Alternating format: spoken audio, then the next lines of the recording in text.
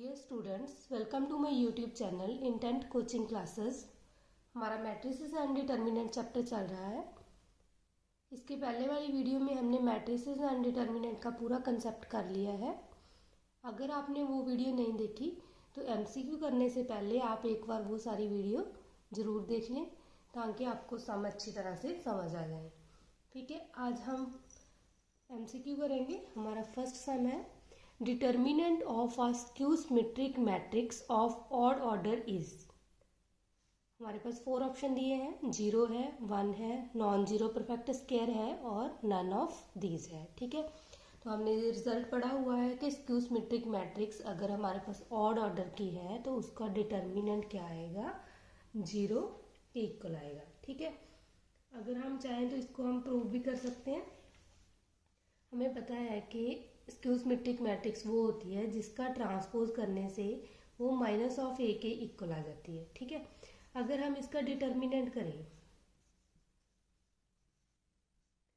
तो हमने ये भी रिजल्ट पढ़ा था कि जो हमारे पास ए का ट्रांसपोज का डिटर्मिनेंट करें चाहे हम ए मैट्रिक्स का डिटर्मिनेंट करें तो दोनों का आंसर आपस में इक्वल आएगा। तो हम ए के ट्रांसपोज की जगह से हम ए का डिटर्मिनेंट भी लिख सकते हैं। इसी तरह हमारे पास ये भी रिजल्ट था कि अगर हमारे पास लैम्डा ए का डिटर्मिनेंट है तो हम उसको lambda raise to power n into A का डिटर्मिनेंट ऐसे बाहर आ जाएगा। ये रिजल्ट है, ये हमने पहले वाली वीडियो में किए हैं। ठीक है, तो आपने ये याद रखने हैं। जैसे इसमें क्या आएगा, -1 है तो -1 रेज टू पावर एन बाहर आ जाएगा, हमारे पास आ जाएगा ए का डिटर्मिनेंट। अब हमें ये पता है कि जो एन है वो मैट्रिक्स का ऑर्डर होता है। ठीक है, और एन हमारे पास ऑड नंबर है बिकॉज एन इज ऑड। और तब हमारे पास जो ए का डिटर्मिनेंट है -1 रेज टू पावर एन करेंगे, एन ऑड नंबर है तो ये माइनस ऑफ ए के डिटर्मिनेंट के इक्वल आ जाएगा। ठीक है, तो इसको हम इधर ले आएंगे, इधर आके जो प्लस का ए का डिटर्मिनेंट हो जाएगा इक्वल टू 0। तो ये हमारे पास बन गया 2a का डिटर्मिनेंट इक्वल टू 0। मतलब ए का डिटर्मिनेंट क्या आ जाएगा 0.20। ठीक है, तो ये सॉल्व करने की ज़रूरत नहीं, हमें एज इट इज़ ये रिजल्ट याद होना चाहिए कि अगर स्क्यू सिमेट्रिक मैट्रिक्स है ऑफ ऑड ऑर्डर की तो उसका डिटर्मिनेंट ऑलवेज 0 आएगा। हमारा सेकंड एमसीक्यू है, if A is a symmetric matrix and n belongs to natural number then A raise to power n is.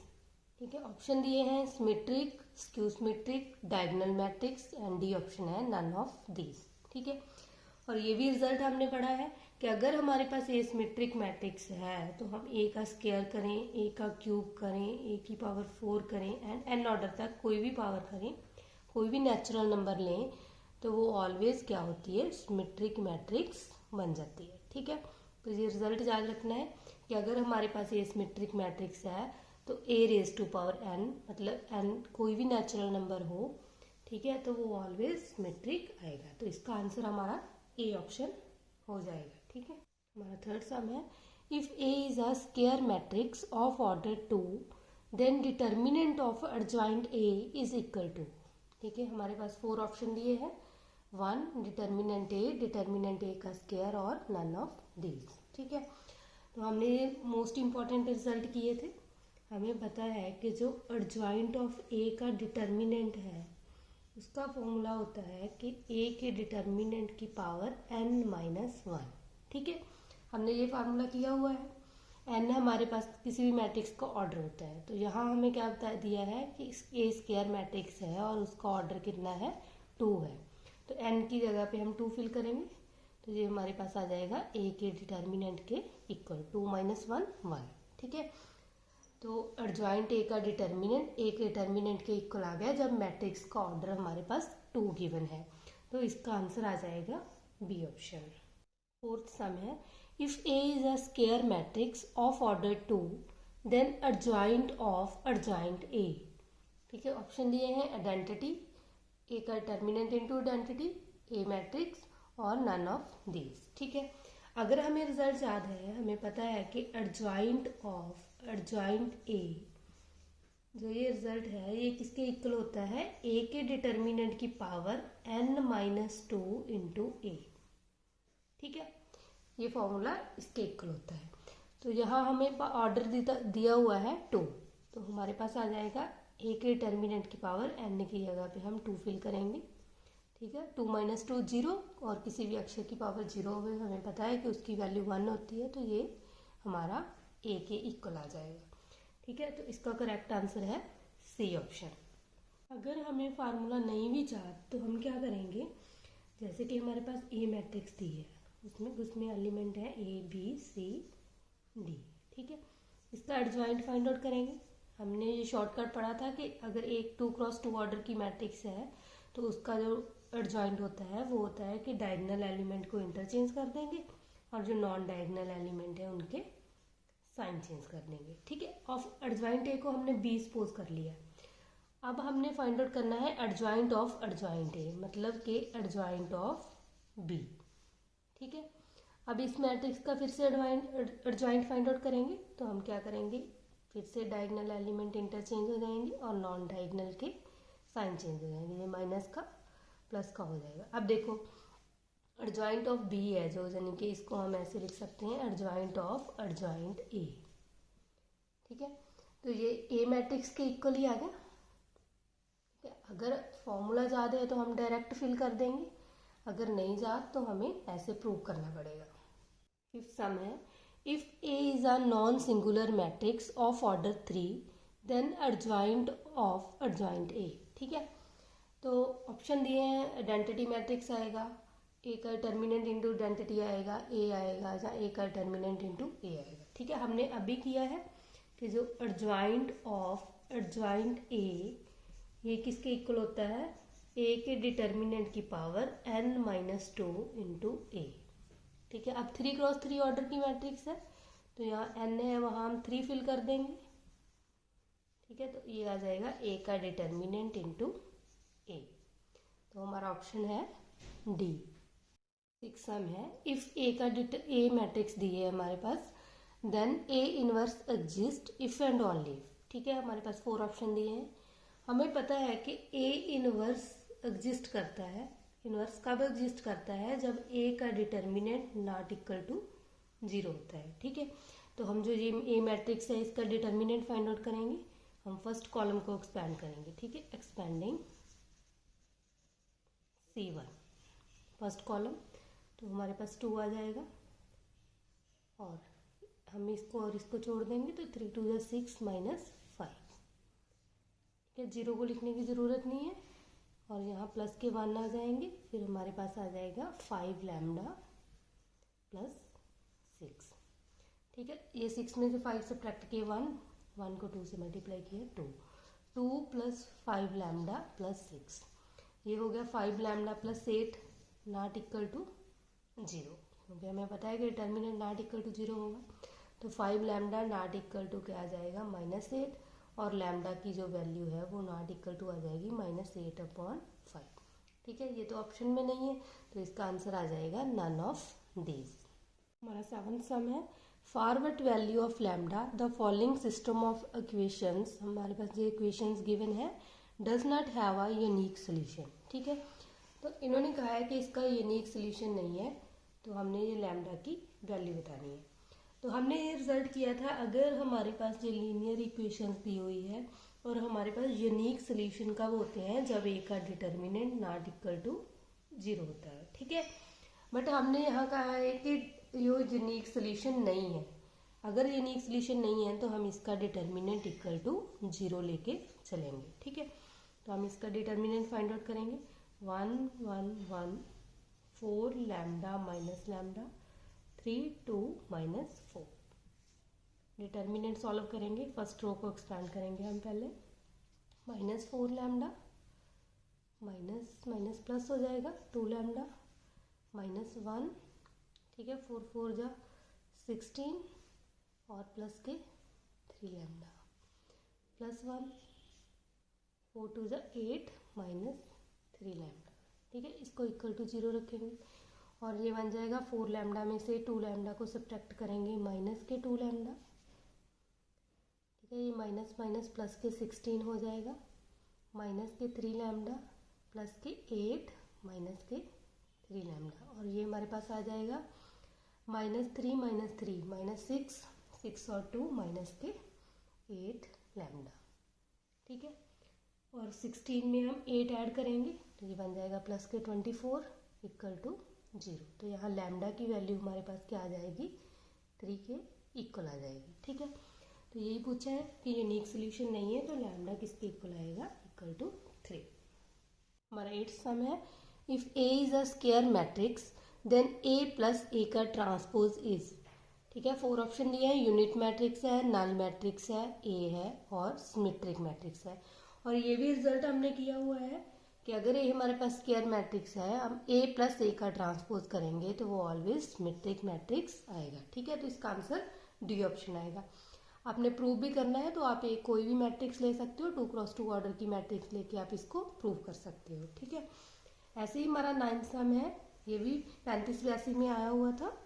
If A is a square matrix then A minus A का transpose is, अगर minus हो रही है ए minus A का transpose करेंगे तो वो क्या आएगा, unit matrix, null matrix, A skew symmetric matrix, ठीक है। तो इसका आंसर आएगा स्क्यू सिमेट्रिक मैट्रिक्स।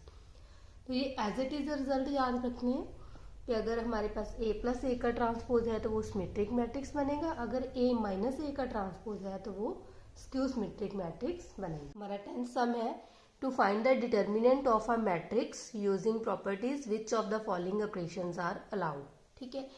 इन चारों में से हमें बताना है कि कौन सा ऑपरेशन इस डिटर्मिनेंट में अलाउड है। मतलब ये है कि हम कौन सा ऑपरेशन लगाएं कि डिटर्मिनेंट की वैल्यू चेंज ना हो, ठीक है। तो इसका करेक्ट ऑप्शन है सी। तो डिटर्मिनेंट में ओनली ये वाला ऑपरेशन ही लगता है, इस ऑपरेशन से डिटर्मिनेंट की वैल्यू चेंज नहीं होगी, ठीक है। जैसे कि मैं आपको बताती हूँ कि हमारे पास ए मैट्रिक्स है जिसमें एलिमेंट है 1 2 3 4, हमने इसका डिटर्मिनेंट किया तो ये आ गया 4 -6 माइनस के 2, ठीक है।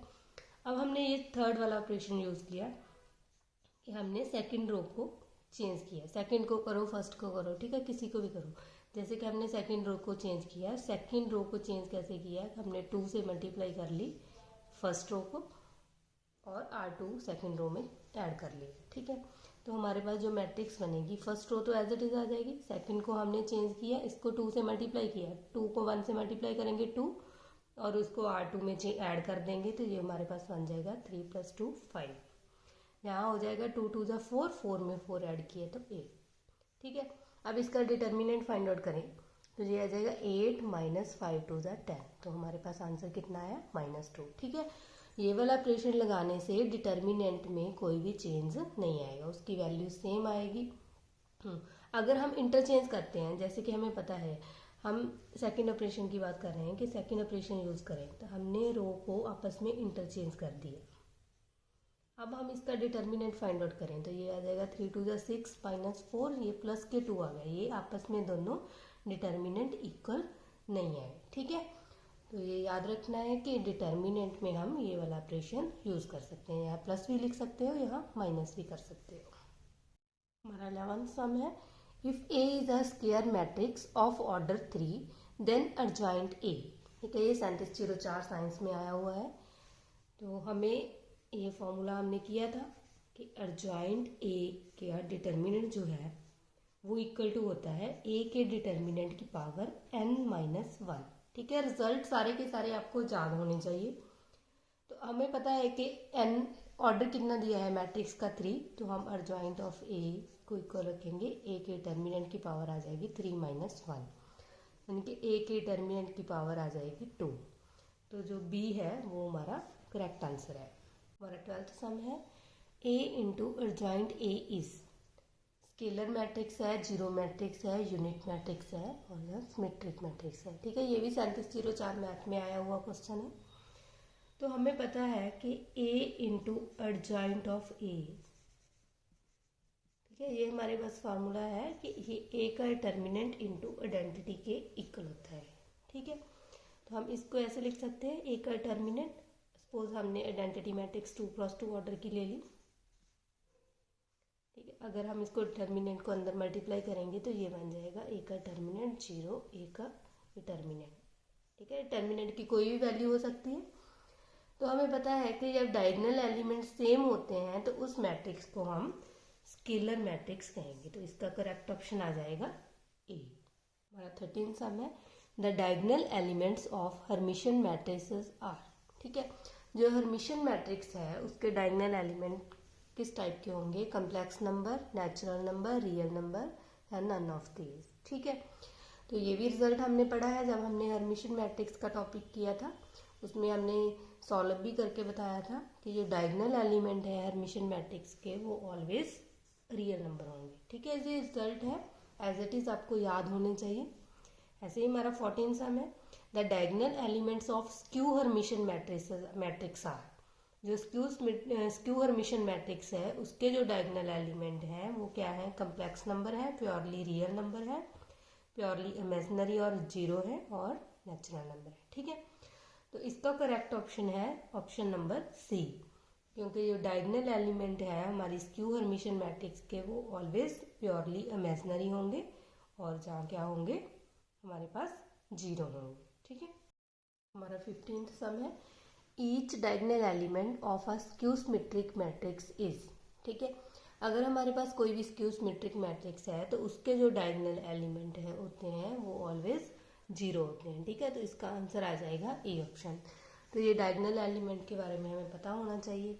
ठीक है, जैसे कि 16 समय द मैट्रिक्स गिवन है हमारे पास, ये 3704 मैथ में आया हुआ है, और हमें पूछा है कि ये कौन सी मैट्रिक्स है? हर्मिशियन मैट्रिक्स है, स्क्यू हर्मिशियन मैट्रिक्स है, सिमेट्रिक मैट्रिक्स है या स्क्यू सिमेट्रिक मैट्रिक्स है। ठीक है, अब हमें पता है कि हर्मिशियन मैट्रिक्स के जो डायगोनल एलिमेंट हैं वो रियल होते हैं, तो यहाँ तो इमेजिनरी दिया हुआ है।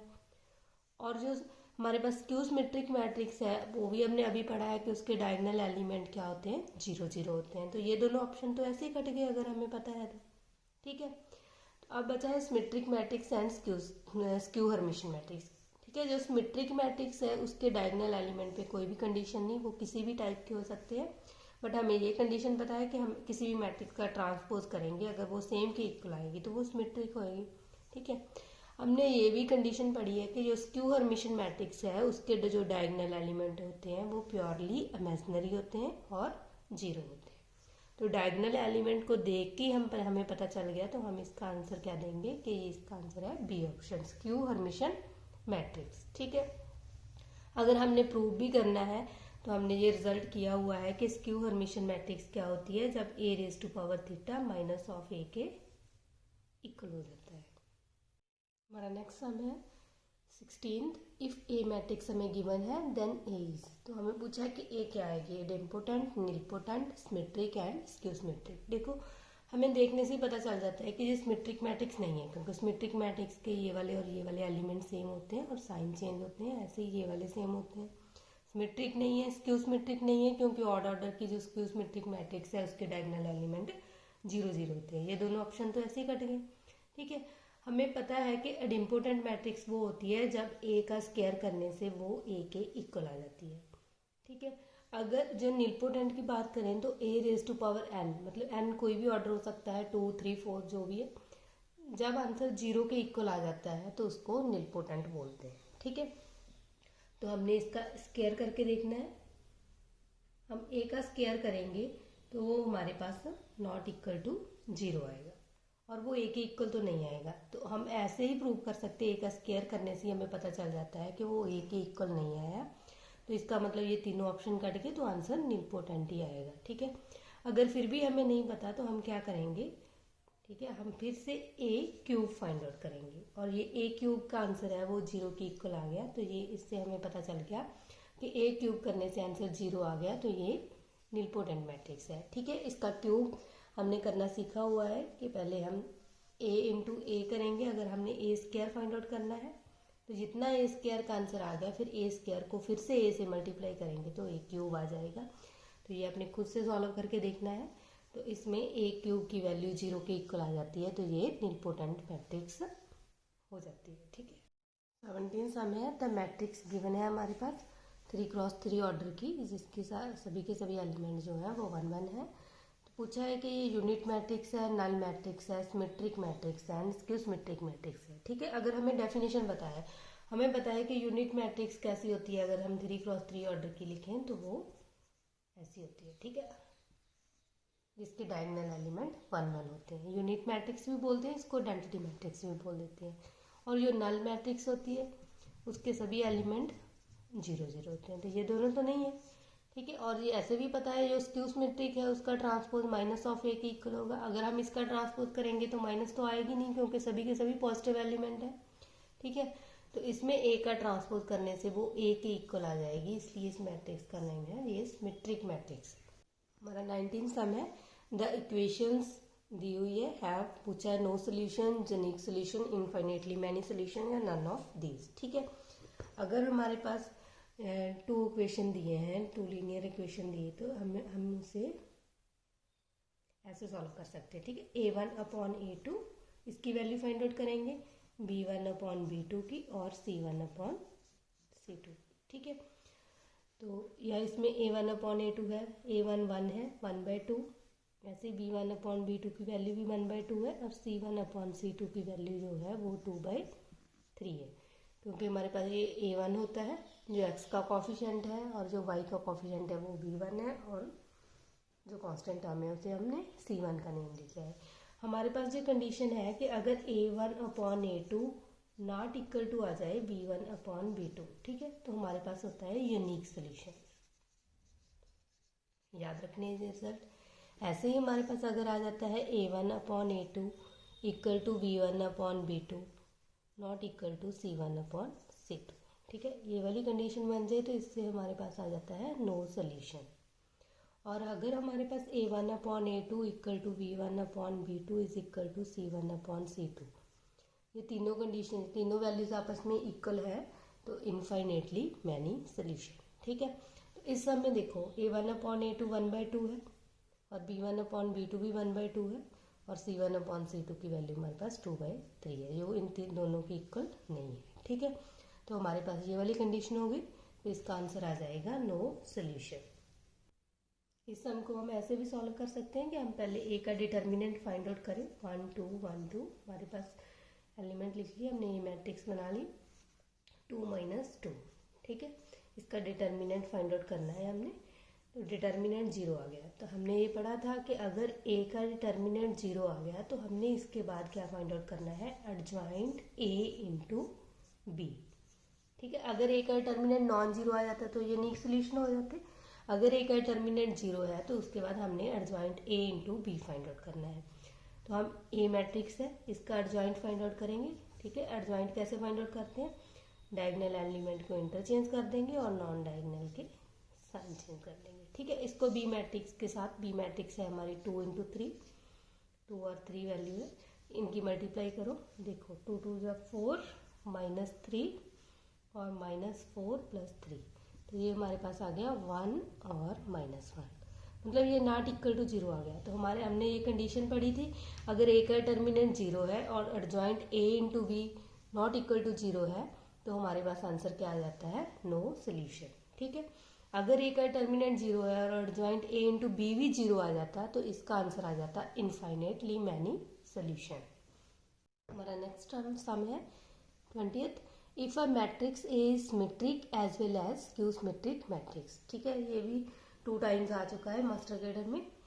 तो कौन सी मैट्रिक्स है वो सिमेट्रिक भी है और स्क्यू सिमेट्रिक भी है, और इसके ऑप्शन दिए डायगोनल मैट्रिक्स है, नल मैट्रिक्स है, यूनिट मैट्रिक्स है और ट्रायंगुलर मैट्रिक्स है, ठीक है। ये भी रिजल्ट हमने पढ़ा है कि ओनली नल मैट्रिक्स ही है जो सिमेट्रिक भी है और स्क्यू सिमेट्रिक भी है, ठीक है। तो इसका आंसर आ जाएगा बी, क्योंकि नल मैट्रिक्स क्या होती है, जिसके एलिमेंट 0 0 होते हैं, जैसे कि हमने 2 × 2 ऑर्डर की मैट्रिक्स ली, हम इसका ट्रांसपोज करेंगे तो ये 0 0 आ जाएगा, 0 के आगे अगर माइनस भी लग जाएगी तो a का ट्रांसपोज माइनस ऑफ a के इक्वल भी लिख सकते हैं, और a का ट्रांसपोज a के इक्वल भी लिख सकते हैं।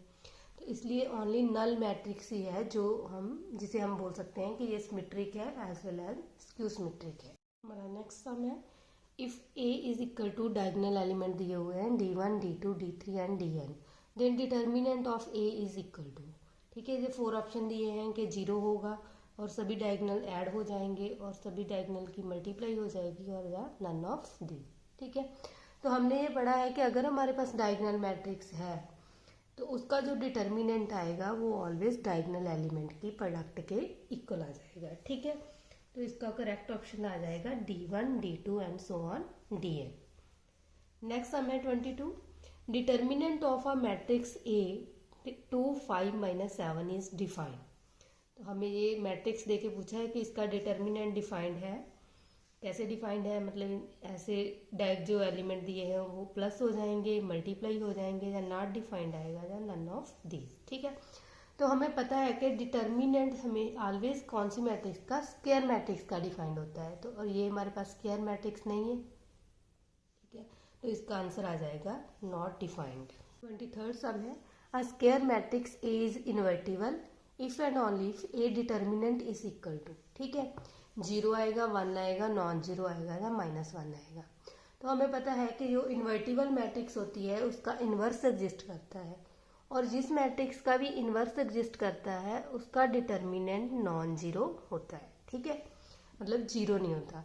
तो ये तो जरूरी नहीं कि वो 1 होगा या -1 होगा, उसकी कुछ भी वैल्यू हो सकती है। तो इसका सही आंसर आ जाएगा, इसका आ जाएगा आंसर नॉन जीरो। नेक्स्ट है 24 sum, if A is an orthogonal matrix then. ठीक है, ये भी 60-60 मैथ में आया हुआ है। ऑप्शन दिए हैं 0, 1, -1, आइदर 1 और -1। ये भी हमने as it is result learn करने को दिया था। ठीक है, पहले हम किया है पहले वाली वीडियोस में कि जो ऑर्थोगोनल मैट्रिक्स है उसका जो डिटर्मिनेंट है हमारे पास, देन ए का डिटर्मिनेंट, ठीक है, वो 1 और -1 कुछ भी हो सकता है। हमें पता है कि जो ऑर्थोगोनल मैट्रिक्स है ए इंटू ए का ट्रांसपोज वो आइडेंटिटी मैट्रिक्स के इक्वल होता है ना। तो इसका ट्रांसपोज हम डिटर्मिनेंट करेंगे, तो ट्रांसपोज का डिटर्मिनेंट करो तो भी इक्वल होता है मैट्रिक्स के डिटर्मिनेंट के। तो ए के डिटर्मिनेंट का स्क्वायर हमारे पास आइडेंटिटी आ जाएगा, आइडेंटिटी का डिटर्मिनेंट तो आइडेंटिटी होता है। ठीक है, तो ए का डिटर्मिनेंट किसके इक्वल आ जाएगा, +-1 के।